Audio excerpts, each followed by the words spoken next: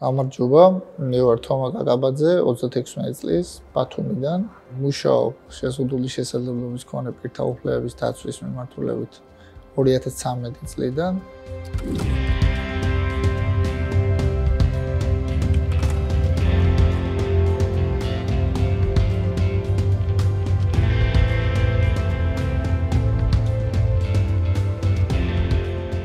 ხო, ანუ სანამ ტრავმას მივიღებდი და ერთით მოსარგებლე გავხდებოდი, მანამდე ბიზნესში ვიყავი, რაღაც პროცესული ბიზნესი იყო, ასე ვთქვათ, მცირე. შემდგომ უკვე ტრავმის მერე რაღაც პერიოდი მომიწია ადაპტაციის მომენტის გავლა, იმიტომ რომ ფაქტობრივად მიუწვდომელი იყო გარემო და ნებისმიერი მიმართულებით სერვისები არ არსებობდა და ფაქტობრივად ვერ ვახერხებდი დამოუკიდებლად რამე მეკეთებინა ვერც სახლიდან გამოსვლას, აი ელემენტარულად ეკლესიაში წასვლა რო გქონდა, მაგისთვისაც რამდენიმე ადამიანი ჭირდებოდა მანქანა და ასე შემდეგ. აქედან გამომდინარე 5 წელი ალბათ ესე ვიყავი, შემდგომ უკვე დამიკავშირდა პოლიცია დამოუკიდებელი ცხოვრებიდან ბატონი გიორგი ძნელაძე, ეძებდა რეგიონებში შეზღუდული შესაძლებლობის მქონე ადამიანებს და შემოთავაზა ტრენინგების გავლა, ამის შემდეგ, როცა ტრენინგები გავიარე და დავბრუნდით ბათუმში, ჩემს თანამოაზრეებთან და მეგობრებთან ერთად, ბათუმელებთან ერთად დავაფუძნეთ ორგანიზაცია ცვლილებებით თანაბარი უფლებებისათვის. ეს იყო 2013 წელი და მას შემდეგ უკვე ამ ორგანიზაციაში მუშაობ. ამ ეტაპზე თავმჯდომარე ვარ.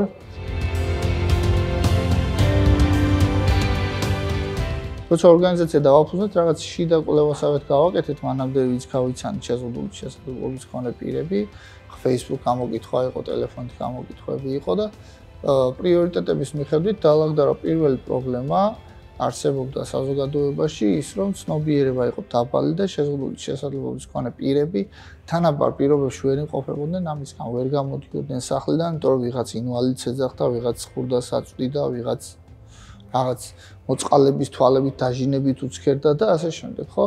აქედან გამომდინარე დავიწყეთ პირველი ნაბიჯები ჩვენი იყო, რომ დაგვეწყო სკოლებიდან ცნობიერების ამაღლება. მახსოვს პირველად ჩავატარეთ მე-6 კლასელებთან, ჩემი სკოლიდან დავიწყეთ, ასე ვთქვათ, მშობლიური სკოლიდან და პირველად შევხვდით 2013 წელი იყო, მგონი. იმდენად სასიამოვნო პროცესი იყო ბავშვებთან შეზღუდულ შესაძლებლობაზე საუბარი, რომ ძალიან ადეკვატურად და ჯანსაღად უდგებოდნენ ამ საკითხებს და უფრო მარტივია ეხლა მაგას საკში უფრო ისრუტავენ ინფორმაციას ბავშვები რო წამოიზარდნენ მე რაღაც ცვლილებები თვითონ დაიწყენ და ჩვენთან იქონდათ მომართვიანობა, ჩვენთან მოხალისეებად მუშაობდნენ და სტაფისაც 10-12 ადამიანია დანარჩენი უკვე და ეს ეგრეთ წოდებული დატები ანუ ადვოკატირების ჯგუფები ამათ არ ვათვლით, იმიტომ რომ ისინი ხელშეკრულებით დროებით არიან ასე. ხო,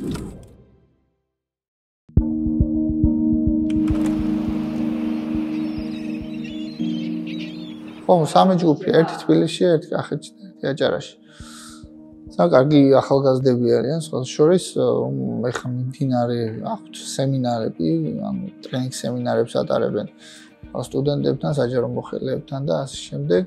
მათ შორის შეზღუდული შესაძლებლობის მქონე პირებთან და მშობლებთან, იმიტომ რომ ზოგ შემთხვევაში თვითონ თავად შეშმო პირებმა არ იციან საკუთარი უფლებები, არ იციან როგორ უნდა დაიცვან, არსებობს თუ არა სხვა გზები, ალტერნატიული გზები იმისა, რომ საკუთარი უფლება დაიცვან და მეორე მომენტია ის, რომ როცა ხედავენ, ამით რაღაც წილად ძლიერდებიან, რომ არის ადამიანთა ჯგუფი, რომელთაც შეიძლება მივმართო და მათგან მხარდაჭერა მივიღო.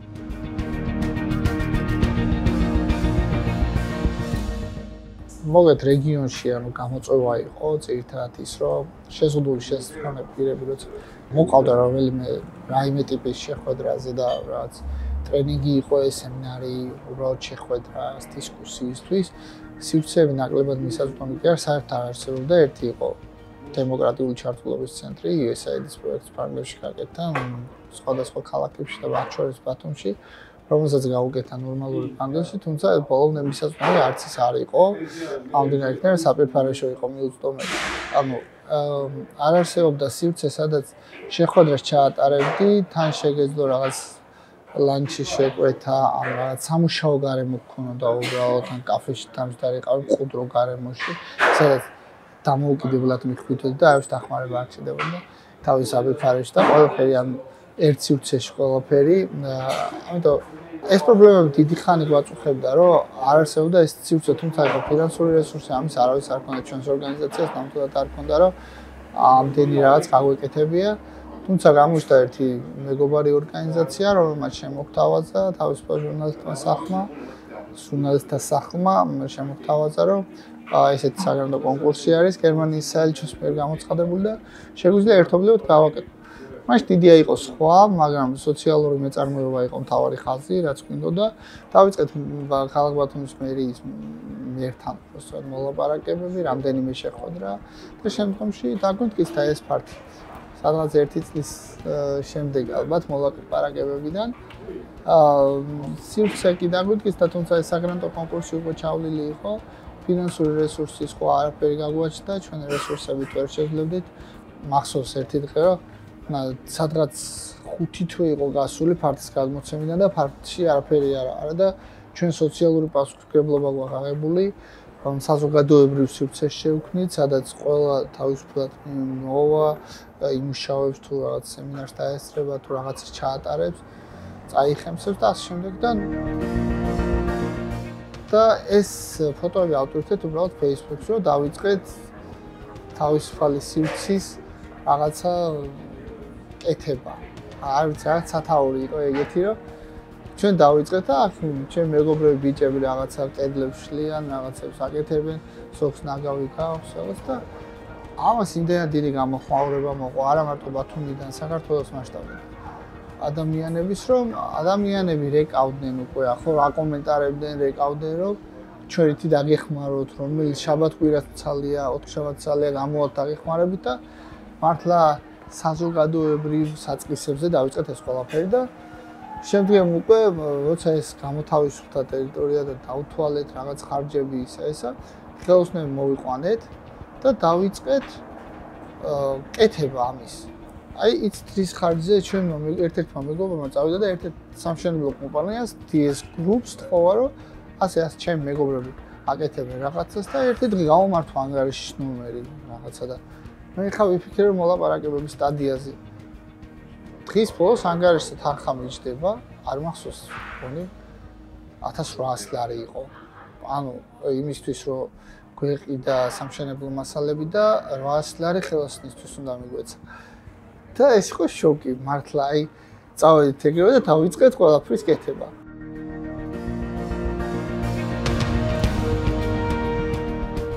და ყოველ ეტაპზე, ყოველ ნაბიჯზე რა თქმა უნდა საზოგადოებას ვაცვლით ინფორმაციას.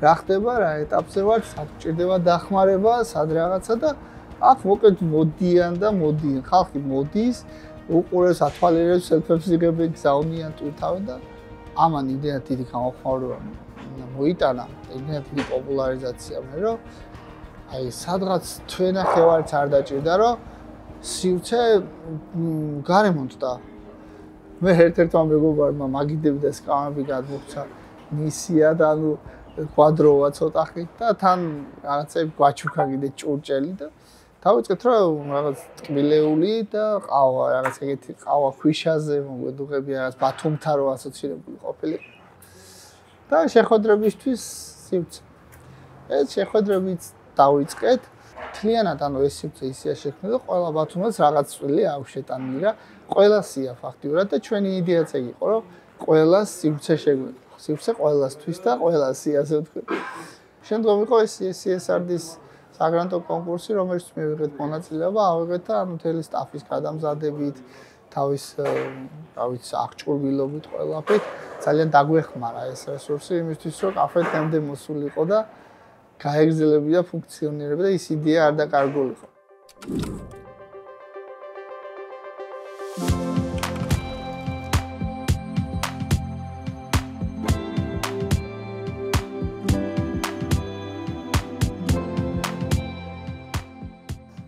ალბათ სოციალური მეწარმეობა მაშინ რა იყო რეალურად ჩვენ არ ვიცოდით საერთოდ ეგ ტერმინიც არ მქონდა განაგონი ამიტომ ჩვენ უფრო ძირითადად ვიყავით ორგანიზაცია ახალგაზრდული რომელიც შეხვედრებს პარკში, სკვერში, ქუჩაში, ერთმანეთის სახლებში მართავდა და მოგეხსენებათ ახლა სხვა კაფეებშიც რო დავდიოდით, იქაც ადაპტირებული გარემო მაგ დროისთვის მართლა ბათუმში არც ერთი კაფე არ იყო მაგ დროს ადაპტირებული. არც მეორე სართული არ იყო ადაპტირებული და რეალურად თავიდან ჩვენ შევქმნით იდეაში სივრცე, სადაც უბრალოდ შეხვედრა იქნებოდა შესაძლებელი და მე უკვე რომ მივხვდით რომ ამ სივრცეს ჭირდებოდა შენახვა, მაგ წამოვიდა უკვე იდეა რომ მოდი რაღაცა მაშინ ჩვენც გავყიდოთ ყავას თუ ჩვენ ერთად ვსვამთ, მოდი ეს ყავაც ხო კომუნალური გადასახადია რაღაცა სხვადასხვა ვალდებულებები და დავიწყეთ ასე რომ ყავა და ტკბილეული რომელსაც სხვაგან ყიდულობდით და აქ ვყიდით. ჩვენ ვიყავით ორგანიზაცია, რომელიც რაღაცა სოციალური მიმართულებით მუშაობს. ბიზნესი, რაღაცა იყიდე, გაყიდე, დაიანგარიშე, აბა იქედან ეს რაღაცა ჩვენ არ ვიცოდით საერთოდ. ამიტომ სირთულე იყო ერთგვარად ისიც, რომ დაგეჭირა ბალანსი, თან შენი სოციალური მიზანი შეასრულო, თან უნდა აკეთო ჩვეულებრივი ბიზნესი. ამან გამოიწვია ურთიერთობებში პრობლემები, ვიღაცები, ვინც თქვათ გვეგონა, რომ რაღაცა ჩვენი ძალიან ახლო მეგობრები იყვნენ და ბოლომდე შეეძლო გამოყოლა იმათვის თურმე იგივე ღირებულებები არ ყოფილა, ანუ ასე რომ მოკლედ ძალიან ბევრი სირთულეები ახდა რა ამ ყველაფერს. მერე დაემატა ეს პანდემიიდან გამოწვეული სირთულე, ვერ ინარჩუნებს თავს, იმიტომ რომ შენ არ ხარ ამ ყველაფრისთვის ფინანსურად მზად. რაღაცა ეს უხილავი მტერი ისე დროს მოდის, რომ წარმოდგენა არ გაქვს, თან ეხლა რო გითხრათ, რომ დასაწყისისთვის ან ეხაც იმხელა შემოსავლები გვაქვს, რომ თქვათ შეგვიძლია რაღაცა ფინანსური რეზერვი გავაკეთოთ, გაუთვალისწინებელი მდგომარეობისთვის, ეს მოცემულობა მით უმეტეს არ ქონდა და რაღაცა ნულიდან კი არა მოგვიწია ზუსტად ორჯერ მინუსებიდან დაწყება რაღაცეების. მაგრამ თავარი იყო იდეა, რომელი იდეასაც მოკლედ არ მოვეშვით და ბოლომდე მივყევით იმისთვის.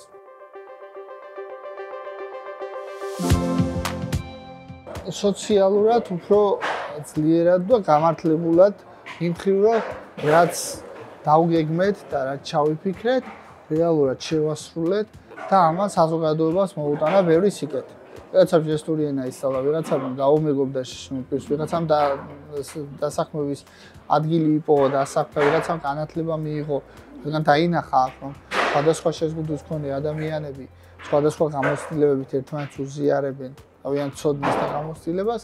რა თქმა უნდა, მათთვისაც მამოტივირებელია ეს ყველაფერი, რომ მეც მინდა თავისუფალ სივრცეში მოვხდე. მაინტერესებს იქ რა ხდება, იქ სხვებიც გავიცნო, სხვებს გაუზიარო ჩემი მოსაზრებები და სხვებისგან მივიღო ასევე.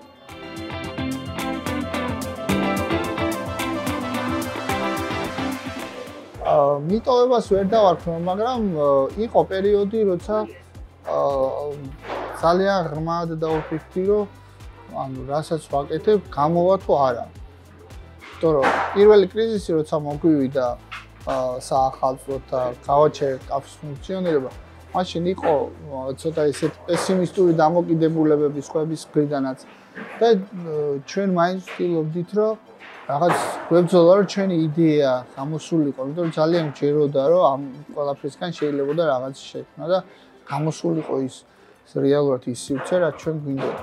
რეკომენდაციები იქნება ის, რომ აუცილებლად დადგება ალბათ კრიზისის მომენტი, უსურვებ რომ ყველას რომ არ დადგეს, მაგრამ ყველას მივცემ ის რეკომენდაციას, რომ თუ აქვთ მსგავსი ჩანასახი გონებაში, იდეის დონეზე, რაღაც პატარა მონახაზი მაინც დაიწყონ დღესვე.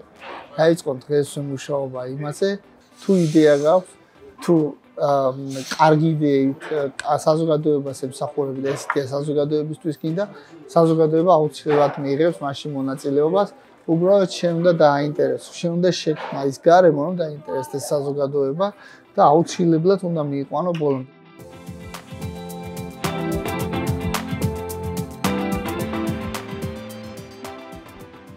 ყოველთვის გამოჩნდება ადამიანი ან ადამიანთა ჯგუფი, რომელიც ხარს დაგიჭერს. გაყვება ბოლომდე და საერთოდაც რომ არ ელოდები იქედან მოვა, როგორც ჩვენ შემთხვევაში. მე მიხარია და ამაყობ, რომ შევწელით და ჩავუყარეთ ამას საფუძველი და დღეს ესეთი ფერადი სივრცე ყველასთვის ყუდრო, სასიამოვნო გარემო შევქმნით. უსურვებ ყველას, რომ შეექმნას საკუთარი სიკეთეები, აი ასე და შემდგომ უკვე სხვებისთვის მიეწეს განვითარების გზაზე რაღაც ბუხტი, ძალა იმისთვის, რომ სხვებმა შეძლოს. მე თუ შევძელი, შეძლებს ყველა.